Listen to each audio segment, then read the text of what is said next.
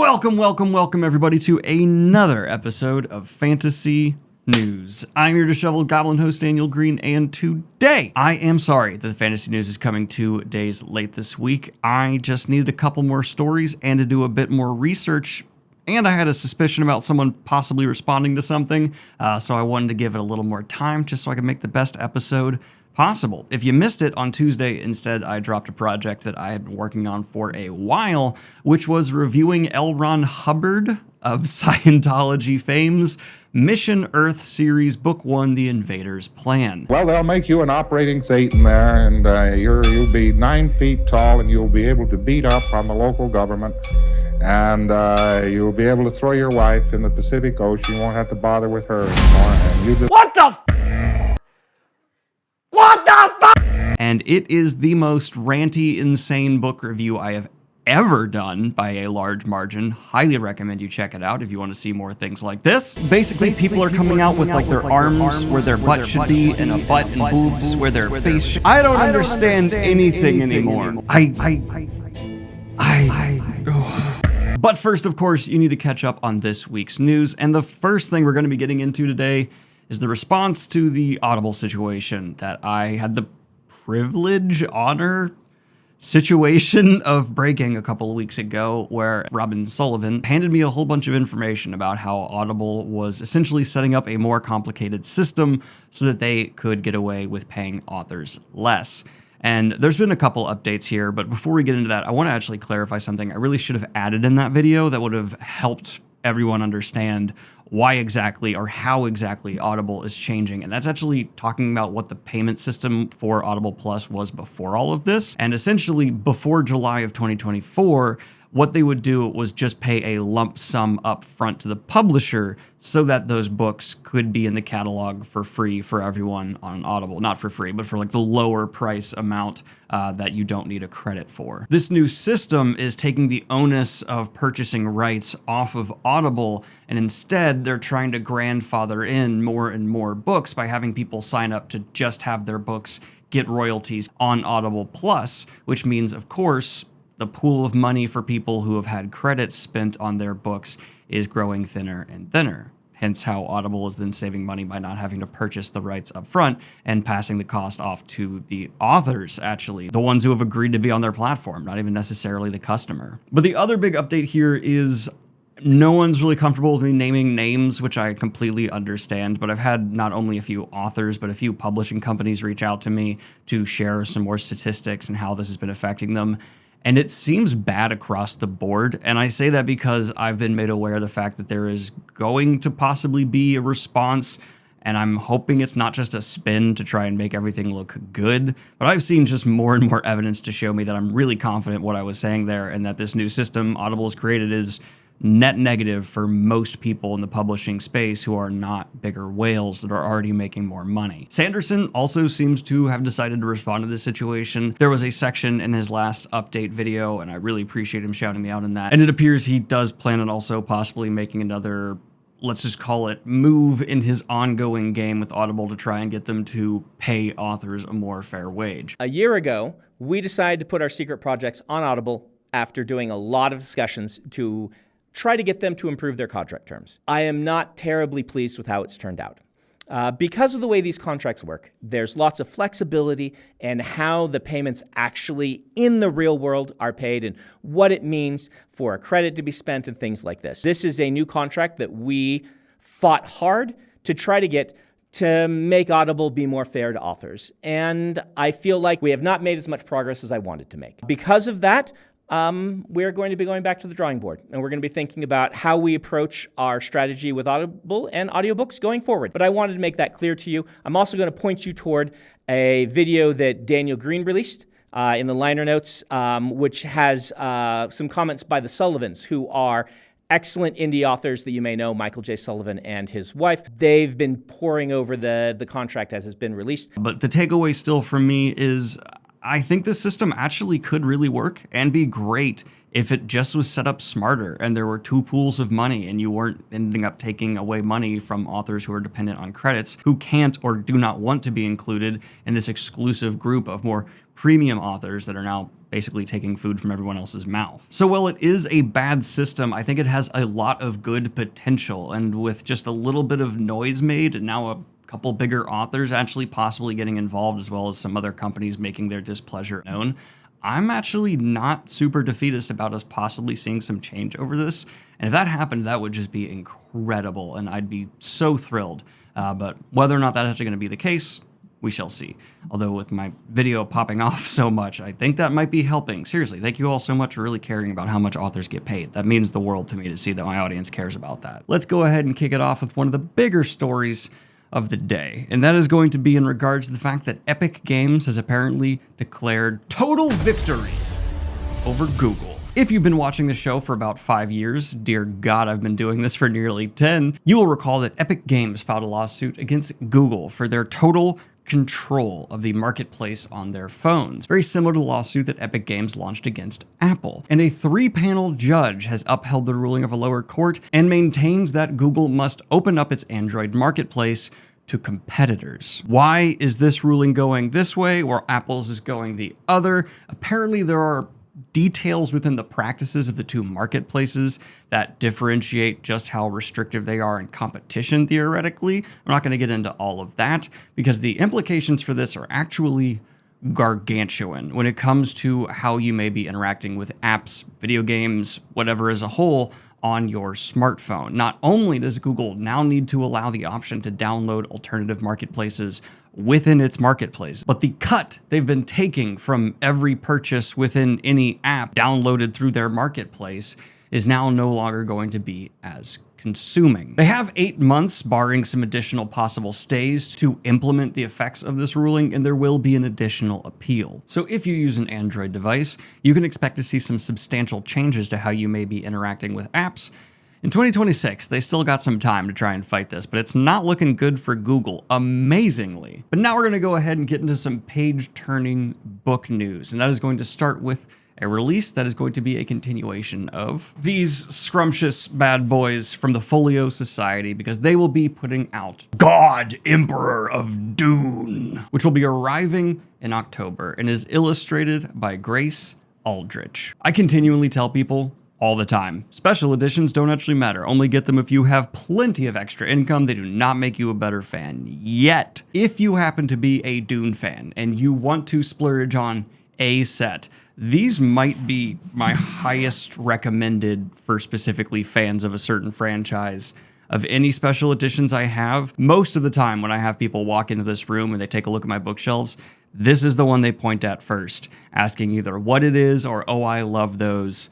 Yeah, these ones are banging. Which I just realized they're on the top shelf, and I have all these Sandersons here, but those are the ones that get spotted most often. But speaking of Folio, audience, there is just an amazing opportunity we have at our fingertips here, because Folio has put out a petition to see what book and or series their audience would like to see get the special edition treatment. And you know how I just read an L. Ron Hubbard book? No, I'm kidding. Do not do that. Do not put Mission Earth in there.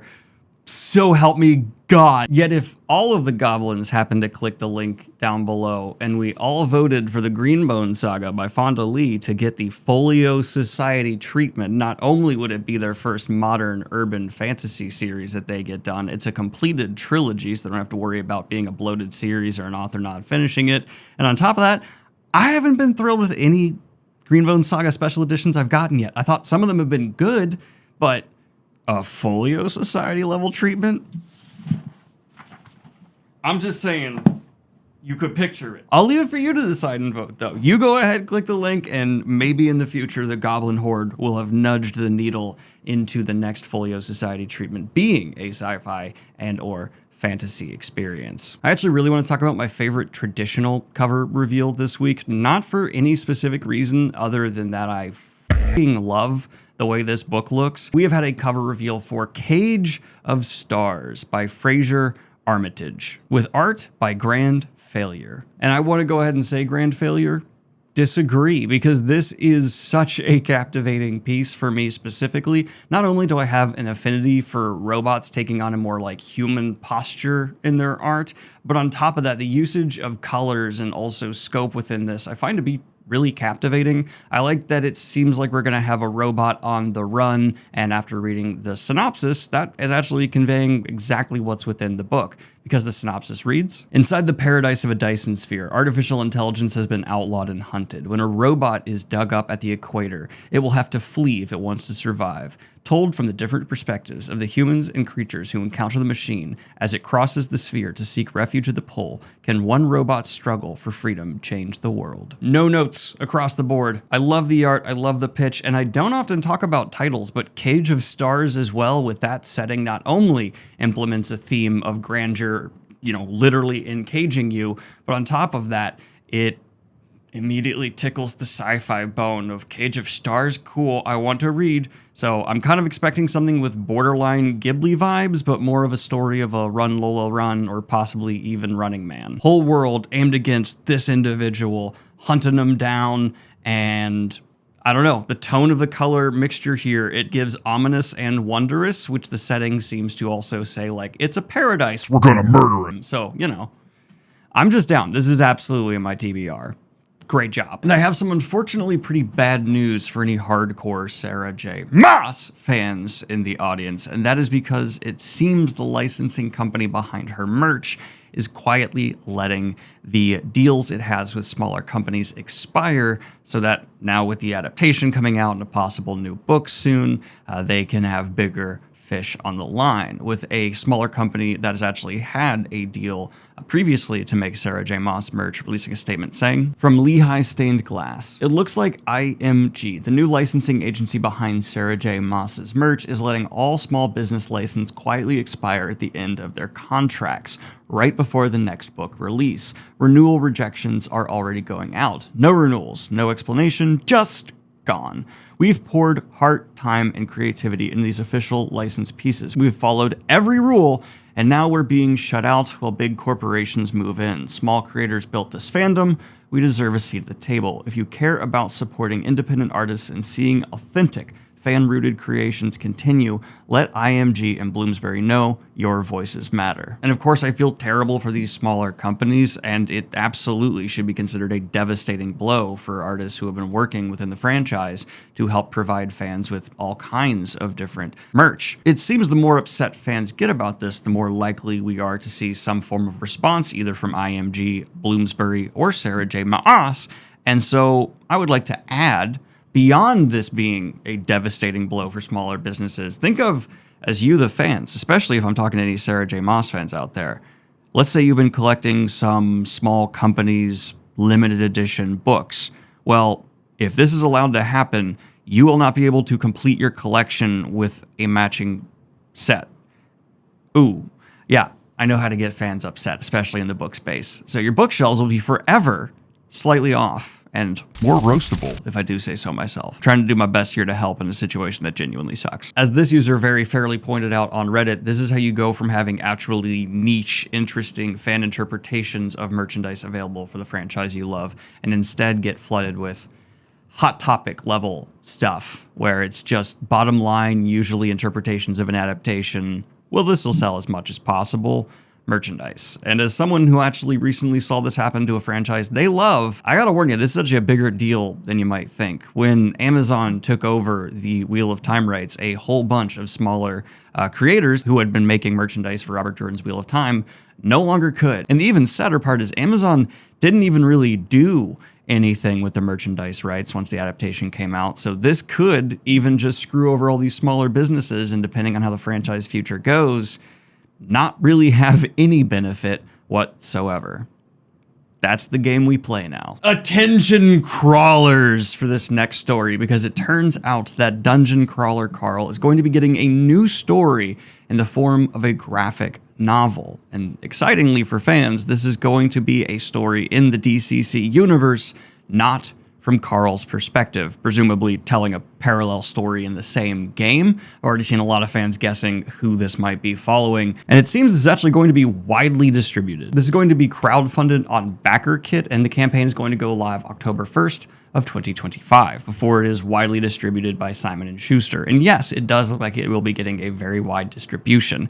I'm confused buy something with Simon & Schuster involved, also going to backer kit, but hey, it's 2025. Nothing matters. We've already seen some sneak preview art for this on screen now, and I'm gonna need to see some full pages before I pass judgment. This could either be extremely charming or a bit too goofy. It is certainly kind of giving me, I want to say, like Cartoon Network early 2000s vibes, which isn't necessarily bad. Now, this is, of course, Matt Dinniman's series, but the writer who's going to be penning this story is actually Michael Moresi, with art by Brett Bean. And for those of you keeping track of how many mediums you can now consume the DCC story in, it includes a traditional book, an audiobook, an audio immersion tunnel, a webtoon strip, this graphic novel, a live-action show, and an RPG now that is in the works. So in the next couple of years, we are going to be Dungeon Crawler Carl fed. And I'm a bit concerned that it might actually be possible for this series to reach a saturation point before we even get the show. I don't think so.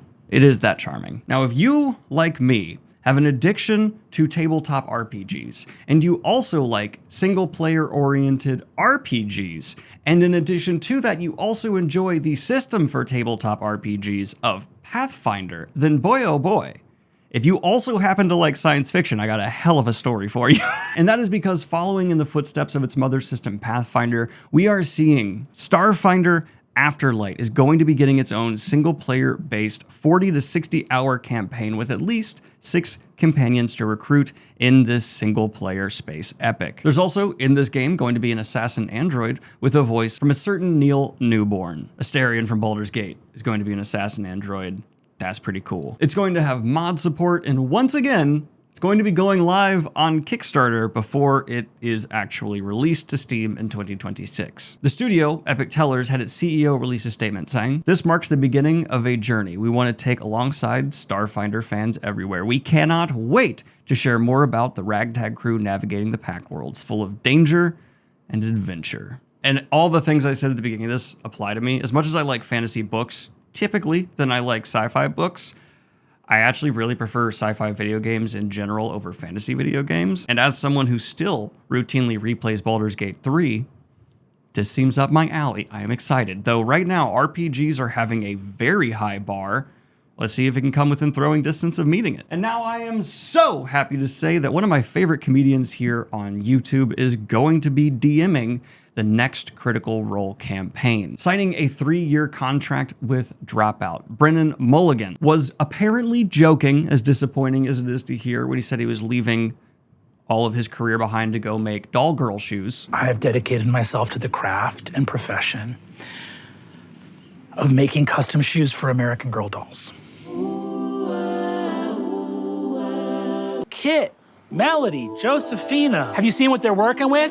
Dog bro. Shoes are not historically accurate, disproportional, plastic seam on the bottom. Looking at these dolls' shoes makes me so pissed I could spit. That would have been a very creative endeavor for him, I'm sure. But instead, he's going to be leaving that dream to be fulfilled later to come on and DM a Critical Role campaign. And I have never once consumed a Critical Role campaign. I know it seems like it'd be right up my alley. I'm a busy feller. But with this premiering Thursday, October 2nd, I am actually super down to see what Brennan Mulligan can take to DMing one of these campaigns. And so if you, like myself, are a fan of Brennan's content, you can do a mulligan on it and consume the new... Nope, I don't think that made sense.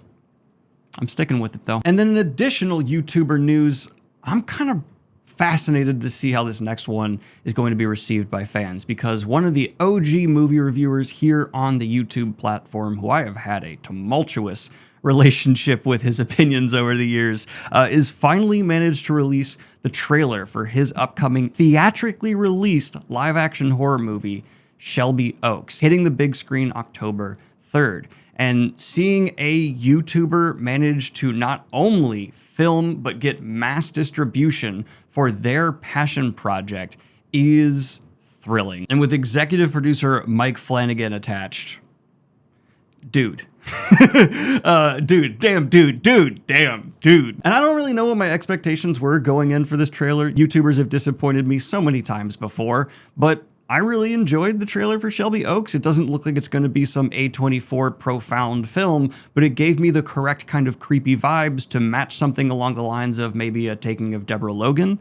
I am going to see it. This is an interesting beat in the long now history of new media transitioning into older media. So I don't know. I might be doing a review of this one on the second channel whenever it does do dim dare drop. But it seems I may have actually been correct. Shocking when I predicted that the upcoming Amazon Prime War of the Worlds adaptation was going to be a bit of a dud on launch, because, you know, they seem to be trying to desperately bury this thing, which means content creators are digging it up twice as fast. And that is because it has debuted not only to overwhelming negative reviews, at least here on YouTube, but on top of that, it currently has a 0% from critics on Rotten Tomatoes and only 14 from audience members. And yes, well, I'll say as I always do, that Rotten Tomatoes is a review aggregate and should be viewed and treated as such. I have not seen a movie manage to reach such low numbers on that platform in several years.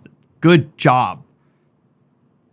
Or not. But now, y'all, it's time for me to talk about some ranty stuff, and I'm just gonna squeeze these stories together because they're all kind of tangentially related for their implications for our dystopian sci-fi future that I'm going from sarcastically believing to kind of actually believing. And that is because we have seen the headline drop that Amazon is backing an AI-generated streaming service called Showrunner, which is meant to create full scenes or episodes of content based on user input. And this is going to be the Netflix of AI, it claims. And you will be able to create original content or build on existing IPs, which means, yes, of course, Disney and other major studios are involved in talks to see how they can squeeze dimes out of this. And I had a friend ask me, Carl, his name is, don't make any DCC jokes. He's not a fan. He has not read it. He asked me why I like making the fantasy news. And it stuck with me a little bit when he asked that, because I am coming up on 10 years on YouTube. And for most of that, I've been making the fantasy news, which means before too long, I will have been making the for a third of my life. I love making the fantasy news still. There are certainly stressful stories that we talk about, but it brings me profound joy to examine the industry behind the art I love, behind the stories I consume. It's just neat to see how art and business interact. But recently it has felt like the business side is trying to kill the artistic side and transform the entertainment process into nothing more than a product devoid of artistic intent. What do I mean by that? The reason I love books, movies, shows, video games is the communication that happens that's beyond what words can capture, right? For all of us, there have been pieces of media, songs, anything that have put a message in you, an idea that has taken years to bloom and become something else. And if that's never happened for you, I genuinely feel bad for you. I love stories because of how they are able to broaden my horizons, expand my imagination, captivate me. And it's from another human perspective. It helps me see the world in a way you in no other way can from another human, right? Like that's the incredible part of it. And so the idea of our entertainment just becoming nothing more than a prompt response from an AI controlled from a massive corporation is so bleak to me.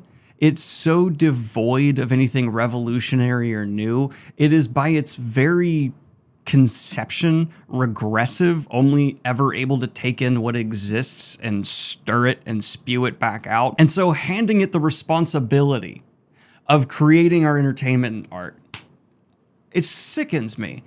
Even more so because of these next stories we're going to talk about and the implications of them. I told you, I came around here. You did it. I told you I'm We're not gonna make it, are we? Now we have seen back to back both Steam and itch.io or itch.io remove games from their libraries because those behind their payment systems had policies that possibly both Steam and itch.io were in violation of because they had adult content within them. And do not get me wrong, absolutely, children should not be exposed to adult content.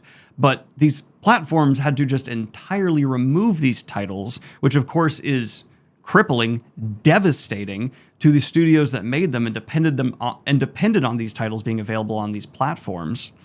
But on top of that, censoring sex never stops at just censoring sex, right? One, historically, it just disproportionately affects specifically LGBTQ plus content, and it's actually a lot of the times just a way to try and remove queer identity from existing. But two, it comes from people who claim they want to protect the kids who, in their actual acts and practices in life, of course, do not give a shit about kids in general. If you look at the political Venn diagram of what these people believe, it's an authoritarian excuse to attack people whose lifestyles or perceptions do not conform to their own, so they feel like they have a justification to try and squish it, while also typically being the people who pontificate about freedom with no actual merit to their words. And somewhat even more disturbingly to me, MasterCard released a statement denying that it ever pressured in any way, shape, or form Steam or itch.io to remove these titles, which both Steam and itch.io are like, bullshit, you did.